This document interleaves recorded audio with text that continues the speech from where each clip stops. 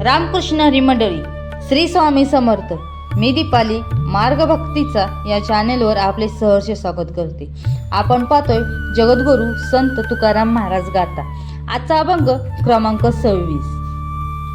आलिंगन घडे मोक्ष सायुज्यता जोडे, ऐसा संतांचा महिमा झाली बोलण्याची सीमा.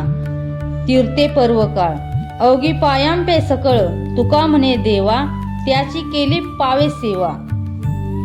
या अभंगाचा अर्थ असा आहे की येथेही संतांबद्दल तुकाराम महाराज गौरवाने बोलतात.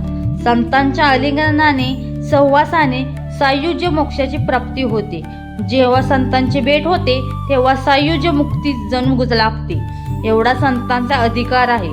त्या अधिकाराचे वर्णन करणे कठीण आहे. अशा संत सहवासाचा महिमा शब्दातून वर्णन करताना शब्द अपुरे पडतात. जेवढे म्हणून पर्वकाळ आहे व तीर्थ आहेत, ती सर्व ज्यांच्या पायाशी नांदतात.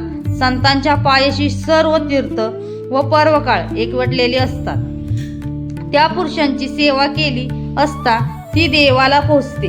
तुकाराम महाराज म्हणतात, म्हणूनच संत चरणाची सेवा करावी, असा या अभंगाचा अर्थ आहे.